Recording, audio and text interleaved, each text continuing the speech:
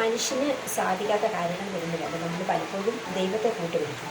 അപ്പം നമ്മൾ നേരിട്ട് ദൈവത്തിൻ്റെ മുമ്പിലേക്കൊരു അപേക്ഷ കൊടുത്തു കഴിഞ്ഞിട്ടുണ്ടെങ്കിൽ ചിലപ്പം പുള്ളി അത് അംഗീകരിക്കണമെന്നില്ല. അതുകൊണ്ടാണ് നമ്മൾ ഇങ്ങനത്തെ മധ്യസ്ഥന്മാരെയൊക്കെ അവരുടെ സഹായം അപേക്ഷിക്കുന്നത്. കാരണം ഒരു മീഡിയേറ്റർ അതെല്ലാവരുടെയും ഇടയിലുള്ളത് നല്ലതാണ്. ഇത് നമ്മുടെ തൊടുപുഴ വണ്ണപ്പുറം റോഡാണ്. ആ റോഡിൻ്റെ ഓരത്താണ് ഈ പുരാതനമായിട്ടുള്ള പള്ളി സ്ഥിതി.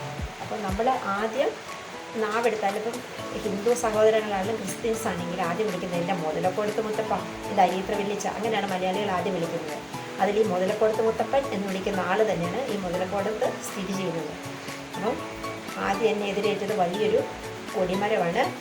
ഈ കൊടിമരം കടന്നു ചെല്ലുന്നത് മനോഹരമായിട്ടുള്ള പള്ളിമുറ്റമാണ്, വിശാലമായ മുറ്റമാണ്. അതിനെ ഭംഗിയാക്കി നല്ല അതിമനോഹരമാക്കി അവർ നിർത്തിയിട്ടുണ്ട്. ഈ മുറ്റം കടന്നു ചെല്ലുന്നതാണ് കുരിശടി. അതായത് നിർത്താതെ തിമിർത്ത് വീഴുന്ന മഴയെ അവഗണിച്ചുകൊണ്ട് ഒരുപാട് ആളുകൾ മുത്തപ്പൻ്റെ മുമ്പിൽ ഇതുപോലെ ഈ കുരിശടിയിൽ വന്ന് തിരികത്തിക്കാറുണ്ട്. അത് അവരുടെ ഏറ്റവും വലിയ ദുഃഖങ്ങളായിരിക്കും ഈ മെഴുകുതിരിയായിട്ട് കത്തി എരിഞ്ഞ് തീരുന്നതെന്ന് ഞാൻ വിശ്വസിക്കുന്നു. കാരണം ഒരുപാട് പേരുടെ പ്രതീക്ഷയായിട്ടുള്ള പ്രാർത്ഥനകൾ മെഴുകുതിരിയുടെ രൂപത്തിൽ മുത്തപ്പൻ്റെ മുമ്പിൽ ഇങ്ങനെ എരിഞ്ഞ് തീർന്നുകൊണ്ടിരിക്കുകയാണ്. രോഗമായിരിക്കാം, കടബാധ്യതകളായിരിക്കാം, കുടുംബ പ്രശ്നങ്ങളായിരിക്കാം, മറ്റെന്തെങ്കിലുമൊക്കെ ആയിട്ട് എന്താണെങ്കിലും ഇവിടെ ശാശ്വതമായ പരിഹാരമുണ്ടെന്ന് നാനാജാതി മതസ്ഥരായിട്ടുള്ള എല്ലാവരും ഇവിടെ വിശ്വസിക്കുന്നുണ്ട്. ഈ പള്ളിയുടെ ഒരു പ്രത്യേകതയുണ്ട്. ഇവിടെ ഇങ്ങനെ ബഹളങ്ങളോ ഒച്ചപ്പാടുകളോ തിരക്കൊന്നുമില്ല. നമ്മൾ കടന്നു ചെല്ലുന്നു, ഇതുപോലെ കുരിശടിയിൽ തിരി കത്തിക്കുന്നു, മുത്തപ്പൻ്റെ അടുത്ത് ചെല്ലുന്നു, കാര്യങ്ങളെല്ലാം മുത്തപ്പനുമായിട്ട് ഷെയർ ചെയ്യുന്നു. നമ്മൾക്ക് നമ്മുടെ ഹൃദയത്തിൻ്റെ ഒരു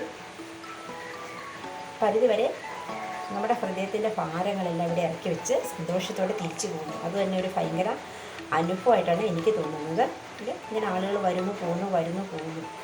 ഈ ഭയങ്കരമായിട്ടുള്ള മഴയെ അവഗണിച്ചുകൊണ്ടാണ്. ഇതെല്ലാം തിരുസ്വരൂപങ്ങളാണ്.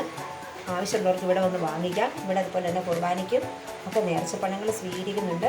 നമ്മൾ നേർച്ച നേർന്നുള്ള കുർബാനകളെല്ലാം എവിടെയാണ് കുർബാന പണം കൊടുക്കേണ്ടത്. അതുപോലെ തന്നെ ഇവിടുന്ന് വിശുദ്ധന്മാരുടെ തിരുസ്വരൂപങ്ങളൊക്കെ ഒരുപാട് കിട്ടും. വണ്ടിയെ വെക്കാനുള്ള കുരിശും അങ്ങനെ മുത്തപ്പൻ്റെ ചിത്രങ്ങൾ ഇങ്ങനെയുള്ള സാധനങ്ങളിലാണ് ഇവിടെ കൊടുത്തിരിക്കുന്നത്. നമ്മൾ കയറുന്ന പള്ളിയകത്തേക്കാണ്.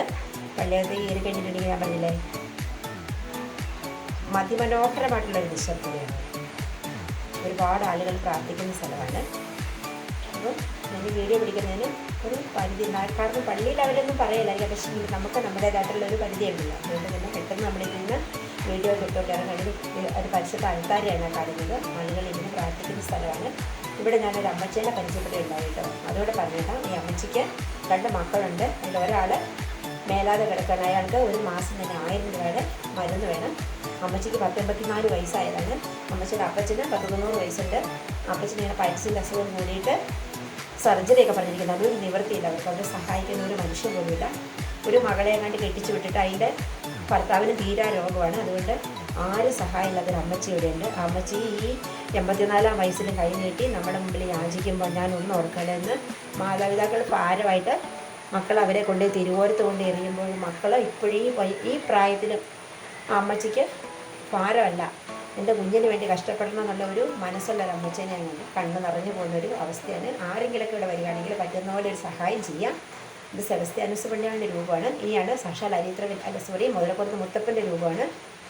ഇതോടെ കണ്ട് ഞാൻ ഈ പള്ളിയിൽ നിന്നും ഇറങ്ങുകയാണ്. കാരണം എന്താണെന്ന് പറഞ്ഞാൽ ഞാൻ ആദ്യമേ പറഞ്ഞ് വീഡിയോ പിടിക്കുന്നതിന് ഒരു ലിമിറ്റൊക്കെ ഉണ്ട്. ഏതായാലും എല്ലാ ആവശ്യങ്ങളും മുത്തപ്പനോട് പ്രാർത്ഥിച്ചുകൊണ്ട് എൻ്റെ വീഡിയോ ഞാനോട് അവസാനിപ്പിക്കുകയാണ്. വീണ്ടും കണ്ടുമുട്ടാമെന്ന പ്രതീക്ഷയോട് കൂടി.